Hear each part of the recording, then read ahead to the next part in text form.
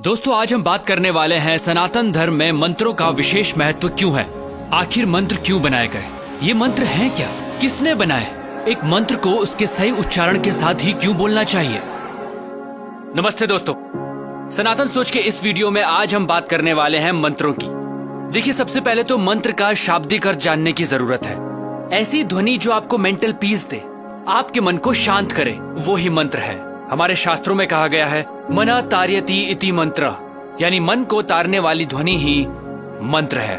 दोस्तों, सनातन धर्म में मंत्र जपना हजारों सालों से चला आ रहा है। वो ऋग्वेद के तीसरे मंडला के 62 सूक्त का गायत्री मंत्र हो, जो ऐसी वाइब्रेशंस पैदा करता है कि इंसान के साथ साथ सभी पेड़ पौधों और जानवरों के लिए भी लाभदायक है।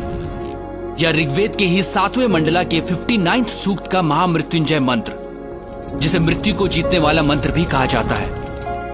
और भी ऐसे कई वैदिक मंत्र हैं जिन्हें चैंट करने से हमारे फिजियोलॉजिकल और साइकोलॉजिकल फंक्शंस यानी शरीर और दिमाग पर पॉजिटिव इम्पैक्ट पड़ता है। पर कैसे, आखिर ऐसा क्यों होता है? दोस्तों, वजह है इन मंत्रों की ध्वनि, वो साउंड जो इन मंत्रों के उच्चारण से पैदा होती है। मंत्रों के अर्थ को अलग रख दें तो विशेषज्ञों का मानना है मंत्रों की सिर्फ ध्वनि यानी साउंड में ही अपार शक्ति होती है। कुछ साउंड प्योर होती हैं और कुछ इम्प्योर, और ये डिपेंड करता है उनकी वाइब्रेशंस पर। और जैसे कि अल्बर्ट आइंस्टाइन ने भी कहा है, everything in life is vibration. Modern science ने साउंड और लाइट दोनों को वाइब्रेशंस ही माना है। अब अगर आपको साउंड को लाइट में बदलना है तो फ्रीक्वेंसी को आपको 40 ऑक्टेव तक बढ़ाना होगा, और तब जो आपको वाइब्रेशन मिलेगी वो ट्रिलियंस ऑफ साइकिल्स पर सेकेंड होगी, और वो एक लाइट के रूप में आपके सामने होगी। महान योगियों ने साउंड को लाइट में बदलने का काम अपने शरीर के भीतर हमेशा से किया है दोस्तों, और वो मंत्रों के माध्यम से ही हुआ। दोस्तों, इस वीडियो के माध्यम से हम आपको ये नहीं बताना चाह रहे कि कौन सा मंत्र आप पर क्या प्रभाव डालता है, बल्कि हम मंत्रों की अद्भुत शक्ति के बारे में आपको बताना चाहते हैं। और इसे सिर्फ रिलीजियस चश्मों से नहीं, साइंटिफिक अप्रोच से देखना पड़ेगा। मंत्रों के साउंड आपके लिए लाइफ के नए डायमेंशंस खोलते हैं।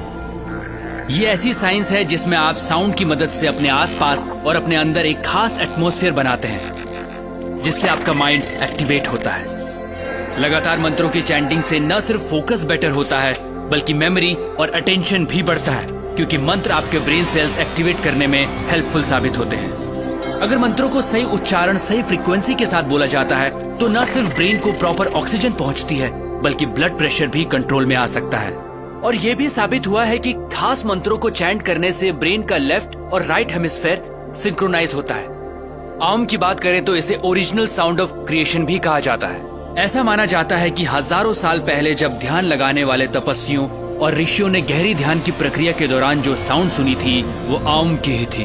और फिर आम तो सनातन धर्म का प्रतीक ही बन गया, क्योंकि सनातन धर्म में इंसान हमेशा से तपस्या और ध्यान लगाकर स्वयं की उत्पत्ति और अंत की खोज में अपना जीवन जीता आया है। दोस्तों, आपने कई योगियों और तपस्वियों को सिर्फ हमिंग पे मेडिटेशन करते देखा होगा, वही हमिंग साउंड जो आम बोलते समय सबसे आखिर में निकलती है।